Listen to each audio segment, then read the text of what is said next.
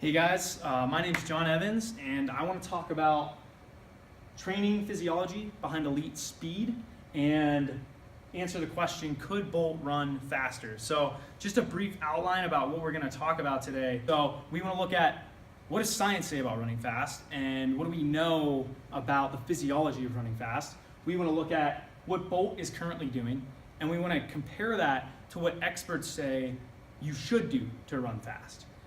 So if Bolt's doing this, maybe that is Glenn Mills' opinion of running fast, and maybe Justin Gatlin, who's the US guys, our American fastest guy, says, hey, this is what he's doing. And then you say, well, which one's right? I think that the deal breaker would be science. And we want to try to answer the question, could Bolt run faster than he currently does? The purpose of this is to review what we can observe about Bolt's training and assess whether he could run faster through optimizing his training or training optimization. We want to try to look at what we know about sprinting and running fast. So here's a quick intro about running fast. We know that it's based on force, and I'm going to talk about that over and over and over again. But to run fast, you have to apply huge forces to the ground. There is commonly used as saying when they hit the ground, they're exerting 6 times body weight on a single leg. This is relevant because if we can observe what Bolt is doing to run fast, we can apply that to every other sport that has sprinting in it. And if you can do that, if you can look at the most elite guys on the planet, then you can probably answer questions about getting people to 90% of their genetic potential versus Bolt, who is he's at the very ceiling. He's a freak, and then he's also developed that freakiness to a whole new level. Myths and assumptions that we need to dispel. One, you don't run faster by necessarily moving your legs faster. A lot of people say it's stride length times stride frequency that determines how fast you run. Well, you could do it really choppy, right? You could do it like this and take a bunch of steps in place, but you're not going anywhere. Is that frequency isn't as important as length, which is a function of force. A good example of this is jumping, right? To jump higher or to jump further, right, you need to apply more force to the ground. You want to move your body over space, you got to push. And that is what a lot of the research is indicating. So how do you push harder? Well, you train. How should you train? That's what we're going to look at. So that's just a little bit about what we'll be talking about today. So first thing we want to talk about is what is Bolt currently doing? So this is the first part of the outline that we talked about. Well, we don't know. We only know based on what we can observe. So there's no logs and there's no literature. So no one says, well, I'm going to do a study on Bolt and see why he runs so fast. No one's done that. The only people that really know that are his coaches.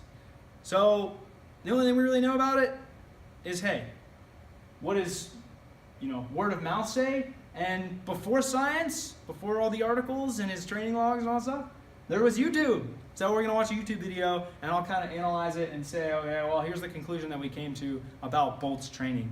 Is this the best we can do? For now, it is. This is what we have access to. So what do we know about Bolt's training via word of mouth? And this relates to the last slide. Well, we know that these people have worked with Glenn Mills. Glenn Mills is Usain Bolt's coach. And he knows more about Bolt's training than anyone else because he's designing it. So I'm pretty sure that if people have talked to Glenn Mills or worked with Glenn Mills, then they know a little bit about what he's doing. So a lot of experts in the field in sprinting here, feel free to look through a lot of those. One pertinent one that kind of gives me a little bit of a platform in the credibility to talk about Bolt's speed is the internship that I did under Mike Young, Dr. Mike Young.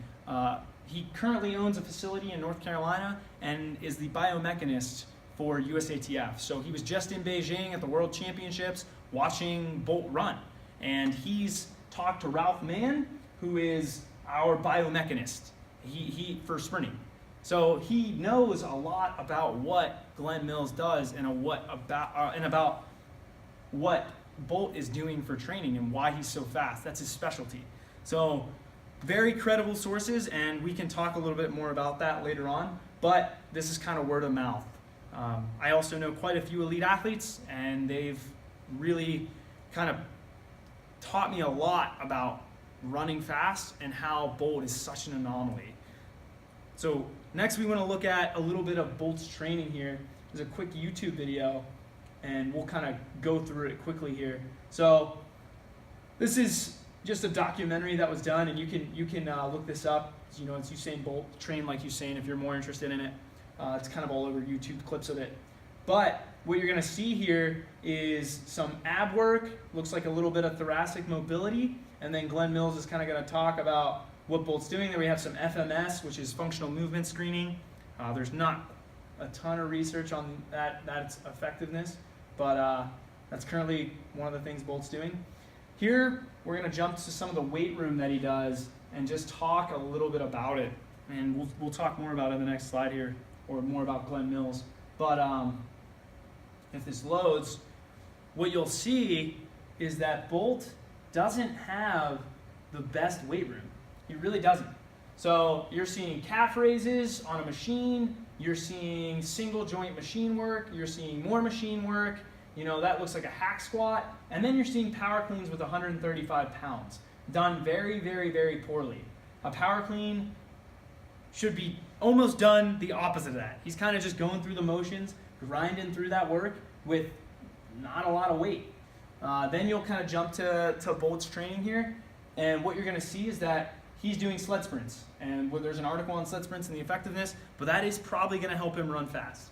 It's going to help him apply more force, which is a function, or which is going to play into his ability to run fast. So we'll kind of stop this here. If you want to watch more of that, you can look it up. Very interesting. We'll jump to the next slide here.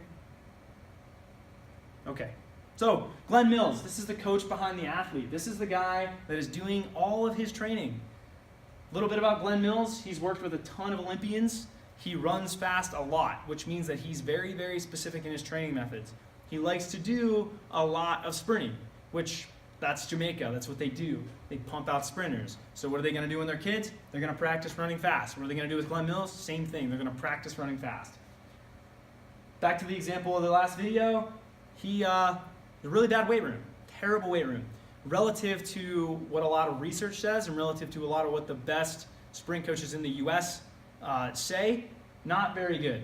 I'm an Olympic weightlifter, I like to do it, and if you did a clean like this with a lot of weight, you'd probably break your wrist. Luckily, he's only using 135 pounds, so it's not really a big deal. Also, you'll see his hack squat there.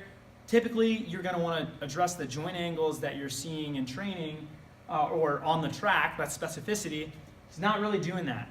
He's just going through a quarter squat, hack squat. Looks like there's a decent amount of weight, but not really addressing the posterior chain well. Did some knee flexion, it looked like, but overall, not a very good weight room. Some of the best sprinters in the US, they lift 5 days a week. Some of the jumpers, sprinters, speed power athletes. So now we'll get into a little bit of the research. Also, there's a point here that says, are they doping? Glenn Mills has had a ton of athletes who have gotten in trouble for steroids. It's just really prevalent in his athletes. Do I think that Bolt is doing steroids? I would argue that he is, but I'm not going to discuss that in this speech as much as maybe you should be a little bit skeptical, as the fastest man is not doing or claimed to have not been doing steroids, although everyone else who is a little on that level are doing steroids. So the people who are cheating, like Asafa Powell, Jamaican sprinter, Johan Blake, Jamaican sprinter, trained with Glenn Mills, Justin Gatlin, Tyson Gay, you don't know those names, but they're all elite sprinters. They've all gotten in trouble for using steroids. And the fastest guy on the planet, the guy who's beating them, is allegedly not using them. I don't know. I'm kind of skeptical. Maybe he's that much of an anomaly, but based on Glenn Mills' history and some of the other athletes he's worked with, I'm gonna err on the side of caution and say he's probably cheating. Very prevalent in elite sports. So, physiology. How do you apply a lot of force or how do you run fast, right? That's the question we're trying to answer. Well, this article kind of talks about the basis of training strength and power in track and field. And what they say is that, hey, you need to periodize. You need to plan your training. And there's a lot of other pieces that go into that. So when you plan training, you need to look at training principles such as specificity, individuality, variation, There's going to be a level of general to specific in training and simple to complex. And, planning training the correct way is going to help you run faster in training, which is going to help you run faster on the track. That is specificity. So what they talk about here is, hey, you want to be a great coach? You want to have insane improvements in performance? Well, you got to train power the right way. You got to train speed. To do that, you got to periodize training. You got to plan it. And we'll talk a little bit about that a little bit later. But basically what they say is, you do this well, you plan training well, and you're going to see improvements in speed and power. There's a lot of factors that go into it. We'll talk about that more later too. And it's important to balance training. So next thing we want to talk about is the importance of force. And this article basically says that if you want to run fast, you need to apply force in the right direction over a very short period of time, while your body weight weighs very little. And that's just basic physics, right? That's the second law of physics. F net equals ma. You want to accelerate fast, have a light mass and apply a ton of force. That's essentially what they're doing. So what they found is that elite sprinters, when they sprint, they do something very different than other sprinters, which is they actually kind of put their ankle in a dorsiflex position, which means toe up position, and they stiffen that spring by pre-tensing the calf muscle, the gastroc, which then loads the rest of the body all the way up. So that is how they're able to run absolutely so fast, and you see people trying to mimic this all the time to run fast because it helps. And this article talks about that. They say, hey, you want to run fast, you got to do those things that I mentioned earlier. Apply a ton of force over a short period of time and weigh very little. Also, you'll see that ground forces are way more important than rapid leg movements. So stride length times stride frequency. So stride length being a function of force, that's what they're saying, and then also stride frequency being the rapid leg movements, that's not as important as, hey, how far are you moving on each touchdown? Back to training principles, you'll see that, hey, this is the second article we're looking at. It's kind of based off a pilot study that they also talk about, collecting a ton of research. These guys, Brad DeWeese, Mike Stone, Meg Stone, they're at ETSU. They do a ton of research on planning training and how to run fast. So you want to run fast, you got to do these things well. And they talk about the importance of a macro versus a meso versus a microcycle and training and periodization. And basically what they're saying is, once again, if you want to adapt well, you have to periodize training and you have to use the right tools. What are the right tools? Lifting heavy, running fast, doing balance type exercises. And I don't mean balancing like standing on one foot. I mean using general strength, bodybuilding circuits, things that are going to offset all the specific stuff you're doing to keep you healthy and fresh. Super duper important if you want to run fast, have longevity, and maximize performance over a long period of time. So you got to plan training in the right way, and you got to use the right tools at the right time. To do that, you have to know a lot about science and what you're doing. So to run fast, we're going to look at some of the kinetics here, or I guess the kinematics and kinetics, which, yeah, it's a little biomechanics, but we'll go through the physiology of it. So if you want to run fast, you got to recruit a ton of motor units, right, which are the nerves and all the muscles they innervate, at an insanely fast rate to apply big forces to the ground. What they're seeing is that when you're at a standstill and you come out of the blocks, the first 30 meters of the race in a 100-meter dash, you're accelerating, which means you're picking up speed. And this is what they're observing is that you're applying big forces in the horizontal direction, because if you push back action-reaction forces, you're going to go forward. So they're applying big forces to the ground, they're moving forward to accelerate their body. Once they're at top speed, right, which might be 12 meters per second, they change their mechanics. Now they do what I talked about earlier, which is they pull their ankle up and they kind of make this stiff spring and they hit the ground super duper hard. And what that does is it creates these vertical forces. So if you want to accelerate well, you got to apply force in the horizontal or x-axis. You want to run fast at top end for a long time, you got to apply force in the vertical direction. So this is why people say it's like a piston at top end, because with top end meaning max speed, because it's every time you hit the ground, tap, tap, tap, tap, tap, tap, and they're just projecting their hips so high while they're already moving so fast. There are still going to be those X forces, but they're not summating more than they were when you were accelerating, so you're not going to keep accelerating because it's not a net force, it's just the same force that was being applied to the ground. When you're looking at the max velocity or the acceleration, that's whenever they just keep applying more and more and more force every time they hit the ground as they get moving. So super interesting when you look at this. It's all a function of your nervous system. That's how you run fast. You train the nervous system. How do you train the nervous system? Well, you got to sprint. So what they're saying is, in this study, you want to run faster, you got to practice running fast. And that's why it says sprint to sprint. That's specificity. So balancing training is super important, but in this article they're saying if you want to run fast, sprint more, sprint faster, use a sled, right? They're saying do both. So don't just do sprinting, don't just do sled work, maybe do both and you'll maximize performance. So we're going to jump back to this article here, which says that relatively stronger athletes run faster. So if you want to run faster, get stronger. Why? You're gonna train your nervous system. It's all about the nervous system. So you're gonna accelerate better, which we talked about is applying forces in the X or horizontal direction.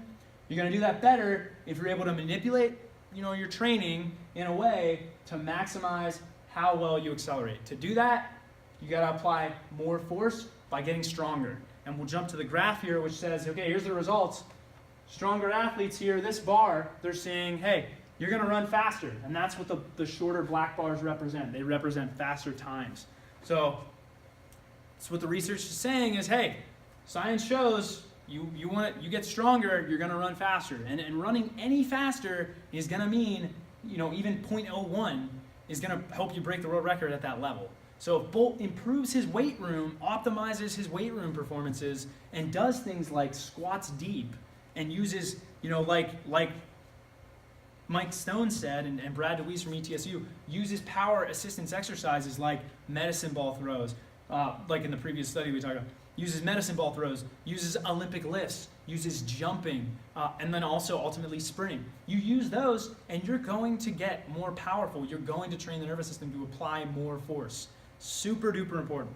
So that's a little bit about what science says, and then we'll talk about physical capacities. So this is more of, hey, on the coaching side of things, these are what the coaches says. This is via USATF, which is the governing body for track and field, and they say, hey, you want to run fast, you got to optimize these capacities, these physical capacities. More importantly, strength and speed. They're compatible. In coordination, they're compatible. It's really all a function of training the nervous system, though. Even flexibility, I would argue, you do things like P and F, still training the nervous system. So who can we trust? Once again, these are elite coaches in our field. They know about making people elite. They do it all the time. They do it cleanly as well, maybe other than Charlie Francis. He's probably one that's a little bit questionable, obviously with Ben Johnson cheating. If you don't know who that is, look it up. But these guys are very, very reputable, very, very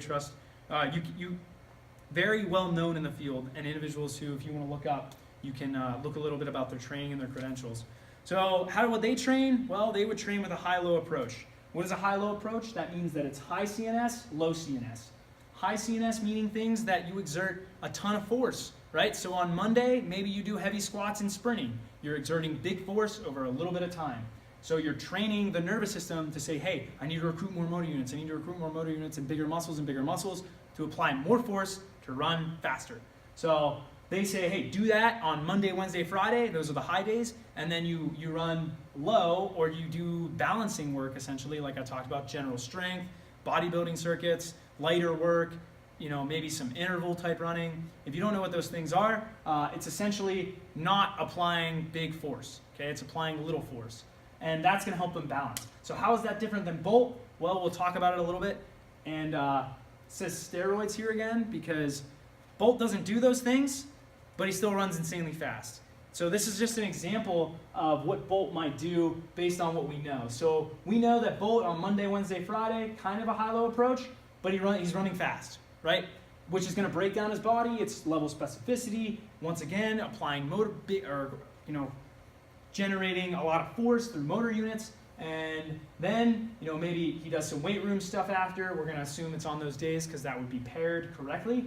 And we know that based on the videos. And then Tuesday, Thursday, he's going to do something that these guys don't do, which is run super fast again. You can't do that. It's very, very difficult to do. So he's just crushing his nervous system every day. He's crushing his body every day. How do you do that? Steroids. You look at these guys, the US guys, they might total 270 meters of sprinting. Bolt is he's gonna do 30% more, or 20% more. Then they're gonna do Olympic lifts, squats, presses, pulling, all these different things heavy, because that's what you need to do. You need to practice applying force. And that's gonna help you accelerate better, help you run faster. So Tuesday, Thursday, they might do tempo runs, which means that they're running slower than 95% to let their bodies recover from these days. That is a high-low approach. You go high, meaning super fast, and then low, meaning you're running slower. So difference here, Bolt is running fast more, poor weight room. Take-home points here, could Bolt run faster? I believe he could, and he could do that through a better weight room practice by lifting heavier, doing Olympic lifts correctly, and periodizing training better. So thanks for listening. I appreciate it, and that is my speech on could Bolt run faster. Thanks.